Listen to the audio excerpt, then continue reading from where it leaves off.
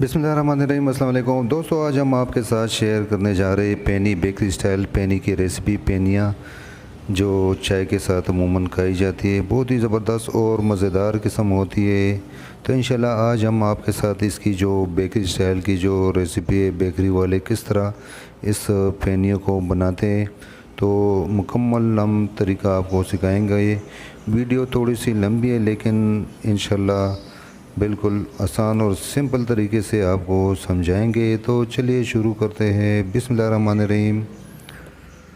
अच्छा, यहाँ पे आटा लिया गया, ये ज़रा तादाद में ज़्यादा बनाते हैं, तो यहाँ पे 25 किलो मैदा लिया गया है। 25 किलो मैदा इस तरीके से ये दरमियान से जो ये मैदा है, आटा, ये साइड पे करेंगे।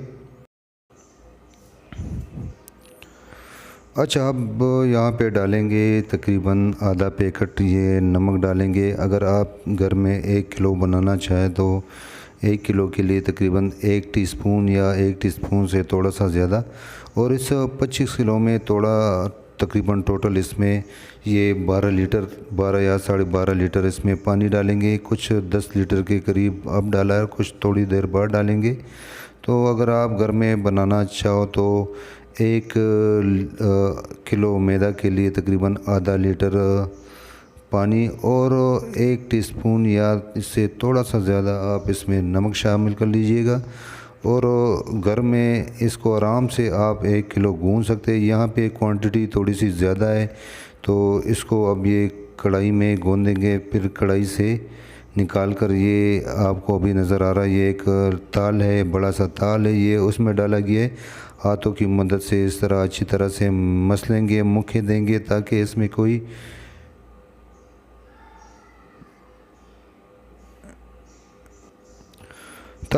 लम्स वगैरह रह ना जाए। तो अच्छी तरह से ये आपको नज़र आ रहा है कि छुरी की मदद से काट कर तो उल्टा पलटा लेते हैं और अच्छी तरह से हाथों की मदद से मसल देते हैं।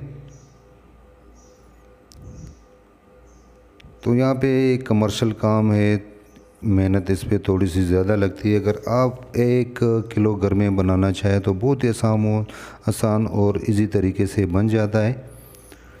तो जो आप घर में नॉर्मल जो आटा गूंदते हैं उससे थोड़ा सा टाइट, जिस तरह पराठों के लिए गूंदते हैं सेम वैसा ही आटा आपने गूंदना है। तो अभी तीसरी किस्म में ये दोबारा कढ़ाई को नीचे इन्होंने ऑयल से ग्रीस कर लिया है, चकना कर लिया है ऑयल से। तो अब ये दोबारा थोड़ा थोड़ा करके डालेंगे और अच्छी तरह से मुक्के देंगे, ताकि ये आटा सही स्मूथ हो जाए, कोई लम्स वगैरह इसमें रह न जाए। तो ये तकरीबन आटा अच्छी तरह से गूंदा गया है।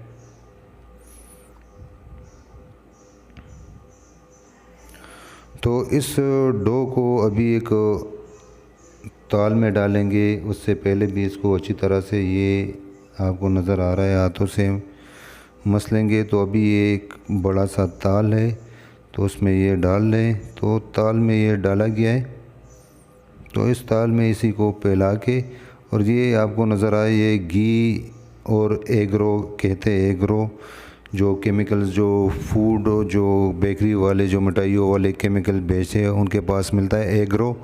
तो तकरीबन आधा किलो एगरो 1 किलो घी में ये मिक्स करते हैं। तो एगरो का काम यही होता है कि इसके जो लच्छे बनते, जो धागे बनते, वो आप इसमें चपकते नहीं है। तो कमर्शियल वाले एगरो डालते हैं। अगर आपके पास घर में ये ना हो तो कोई ज़रूरत नहीं है, आप खाली सिर्फ़ और सिर्फ घी का इस्तेमाल कर लीजिएगा।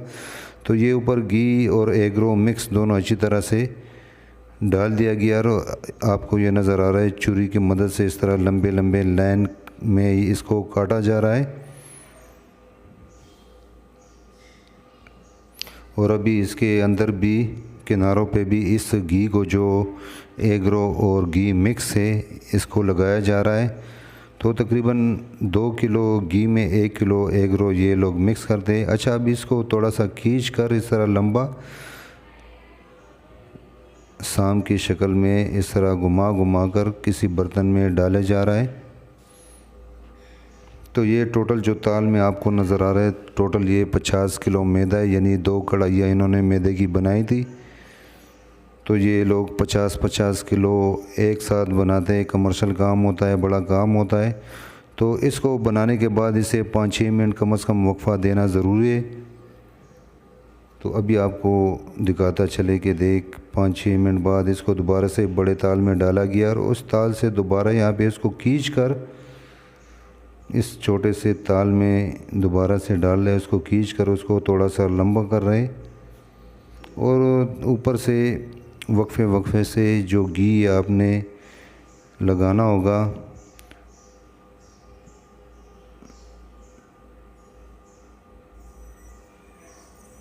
तो तरीका यही है, घर में आप अगर आप बनाना चाहो तो जो एग्रो वो सिर्फ कमर्शियल में यूज़ होता है, घर में उसकी कोई ज़रूरत नहीं है। आप सिर्फ जो बनस्पति घी है वो आप उसमें डाल सकते हैं। अच्छा, ये तीसरी बारी पे ये आपको नज़र आ रहा है कि इसको और भी इस तरह दोनों हाथों से पकड़कर और भी इसको लंबा कर रहे हैं।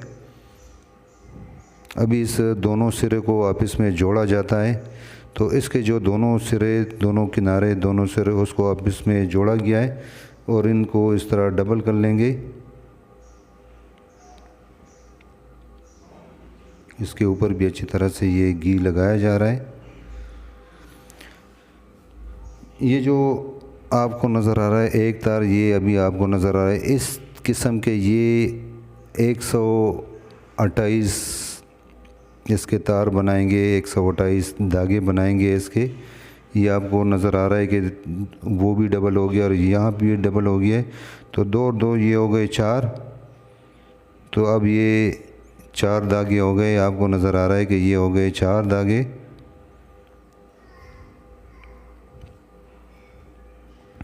थोड़ा सा इसका थोड़ा क्या बल्कि बहुत ज़्यादा ये थोड़ा सा मुश्किल काम है।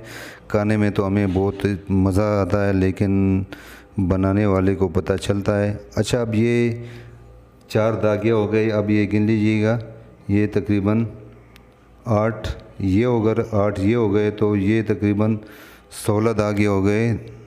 ऊपर से घी लगा रहे हैं अच्छी तरह। तो ये फिर एक दफ़ा फिर से इसको साथ साथ करके साइडों पे लगा रहे हैं। ये अब 16 धागे हो गए।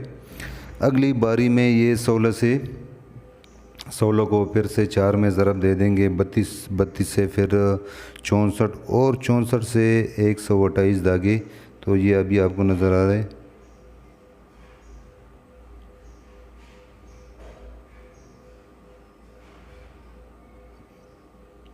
तो धागे साथ साथ गिनते जाइएगा। ये 64 हो गए।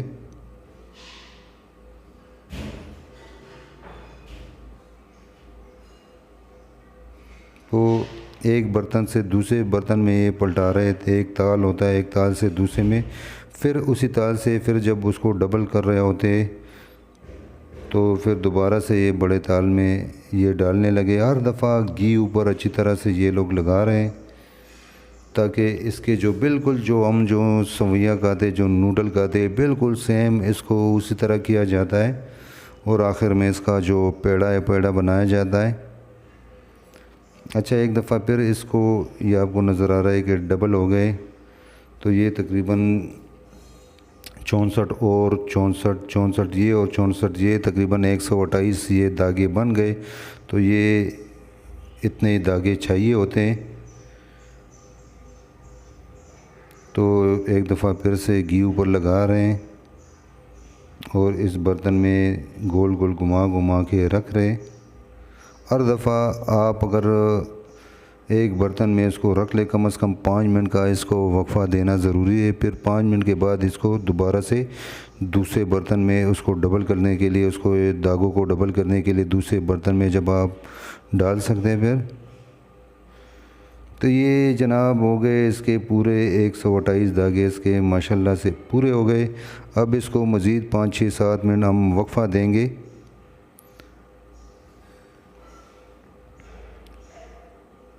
तो वक्फ़ा हमने दे दिया। अब इसको थोड़ा सा इसी को थोड़ा सा खींच रहे हैं ताकि ये थोड़े से और लंबे हो जाए, थोड़े से और पतले हो जाए और लंबे हो जाए। तो ये बिल्कुल फ़ाइनल इसकी लुक के फ़ाइनल धागा बन गया है। 128 धागा बन गया है। अब इसको 5-6 मिनट रख कर 8-10 मिनट रख कर इसके पेड़े बनाएंगे। इसके बाद तो ये माशाल्लाह से आपको नज़र आ रहा है बिल्कुल नूडल की तरह ये धागे धागे हो गए। तो ये अब हाथों की मदद से इस तरह थोड़ा सा 2-4 दफ़ा घुमा के छोटा सा इसका पेड़ा बना लेते हैं इस तरीके से।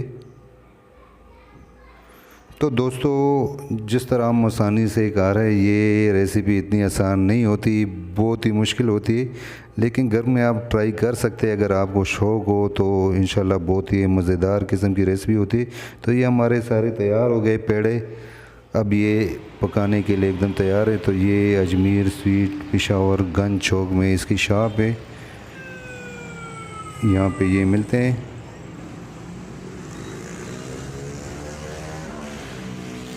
ये पेनियाँ हैं, तो अभी हम इसे पकाएंगे। तो ये जो उस्ताद है हमारा, ये एक एक को इस तरह आपको नज़र आ रहा है, मुकम्मल धागे धागे हो गए, मुकम्मल से अलहदा हो गया, एक एक धागा इस तरह ओपन इसमें नज़र आ रहा है। अब इसको कढ़ाई में, फ्राई पैन में, किसी भी चीज़ में आप इसे बना सकते हैं। आप इसे डीप फ्राई करेंगे और ये तकरीबन 1 मिनट में आसानी से पक जाता है। 20-25-30 सेकंड एक साइड और 20-25-30 सेकंड दूसरी साइड। तो ये माशाल्लाह से पकाने में इतना टाइम नहीं लगता, बस खाली इसको बनाने में थोड़ा सा इसका प्रोसेस जो है वो तकरीबन 1 घंटा या उससे थोड़ा सा ज़्यादा 1.5 घंटा के करीब उस पर लग जाता है। तो दोस्तों, उम्मीद है कि आपको हमारी ये मुश्किल तरीन रेसिपी समझ आ गई होगी। तो इतनी मुश्किल रेसिपी और इतनी मेहनत के लिए लाइक तो बनता है। वीडियो को लाइक करें, शेयर करें दोस्तों के साथ और चैनल को सब्सक्राइब करना बिल्कुल मत भूलिए। अगर आपके दिल में इसके मुताल्लिक कोई कुछ पूछना हो तो कमेंट बॉक्स में आप ज़रूर पूछ सकते हैं, और अपनी कोई फरमाइश हो तो आप वो भी कर सकते हैं। इंशाल्लाह हम भरपूर कोशिश करेंगे कि आपकी हर एक फरमाइश हम पूरी कर सके।